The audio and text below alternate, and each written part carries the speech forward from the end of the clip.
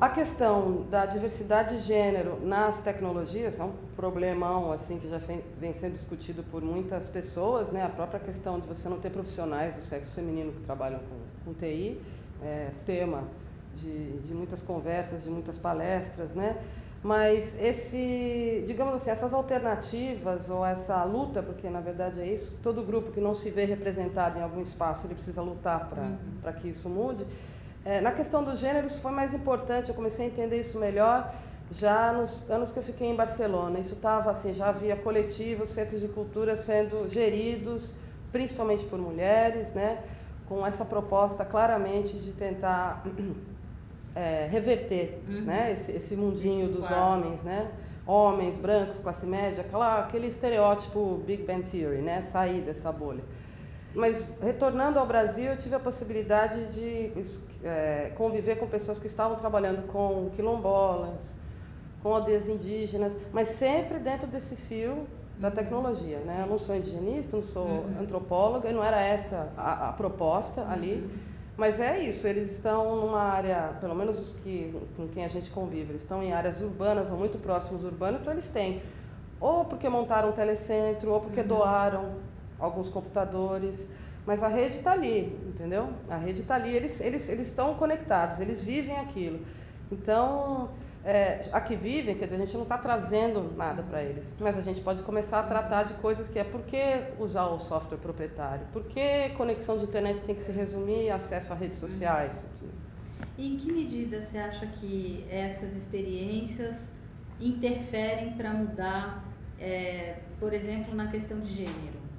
Como é que essas iniciativas e esses encontros dessas várias iniciativas, desses vários movimentos, podem contribuir para mudar esse mundo masculino aí? Como a questão de gênero está sendo uma mobilização mundial, ela tem tido mais avanços, questão quantitativa mesmo, mais gente em várias partes do mundo trabalhando com isso. Então isso é uma tendência agora, não uma só tendência aqui no agora. Brasil, mas... Não, é mundial. É mundial.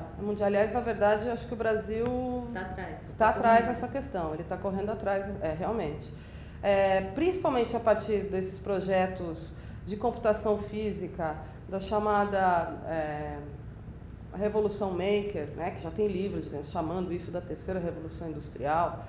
Aí ele se tornou um negócio, né? Quando se torna um negócio, tem prós e contras. Então tem gente já que critica essa natureza do negócio, falando, bom, mas então agora cadê a experimentação livre? Isso que a gente está fazendo é produto. Perfeito, pertinente. Mas ao mesmo tempo aquilo começa a ter uma relevância, né? No sentido de ser capa da Wired, né? De ter revistas como a Make, que estão vendendo, as pessoas assinam, as pessoas gostam, e os fóruns de internet, a própria, né, Maker Fair, né, as feiras, makers, vão um monte de gente, acontecem pelo mundo inteiro. Eu também estou dizendo, existem críticas e tudo mais. Só que isso ganha uma relevância midiática porque ela vira um negócio e dá para dizer que, digamos, que assim, que as mulheres estão tomando a frente em muitos casos, isso sim. E isso é uma coisa concreta. É uma coisa concreta. Constatada no... Tudo é muito novo, né? No digital a gente está falando, aconteceu, mas estou falando o quê? De 3, 4, 5 anos atrás. Mas a gente sempre está lidando com essas temporalidades muito pequenas, né? Atípico. Esses fóruns, né? Eu estou falando como o que tem aqui, eles são esses ambientes onde esses encontros podem acontecer. Obviamente, cada um tem objetivo, ou objetivos, né? Mas eles se conectam.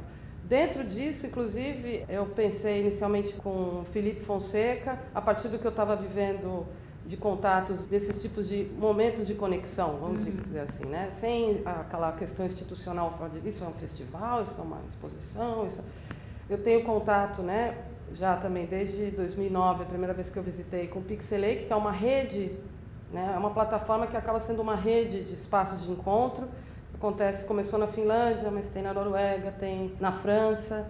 E aí eu, conversando com eles, a gente decidiu montar o que seria a versão brasileira disso, que seria o Tropixel, porque eu fiquei pensando, nesses fóruns que já existem, o que não está sendo discutido, o que não está sendo vivenciado, não porque seja uma deficiência, mas é que você não pode tratar de tudo, porque senão você acaba tratando de nada.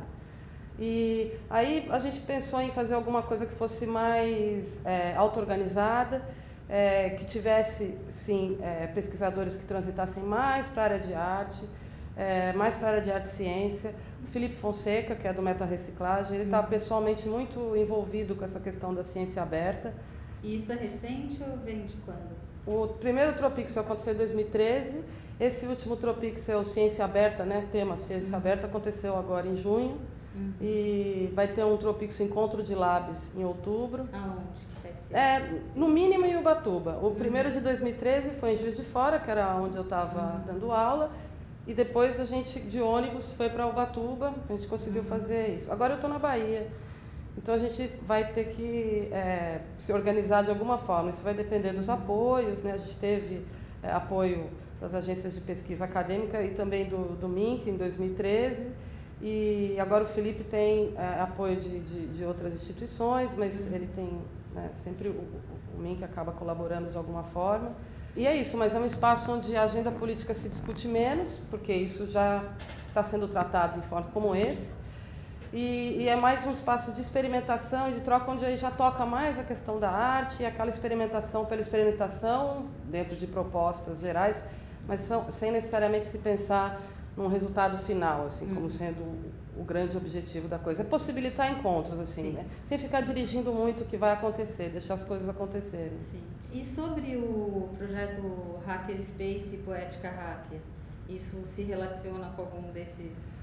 O Poética Hacker é uma edição da revista Facta, que é uma proposta de um coletivo que se chama Gambiologia. E o Fred, ele vai convidando pessoas, Fred Paulino, que é um dos integrantes, que é responsável, né, o editor de todas as edições, já estão previstas 4, que eu saiba.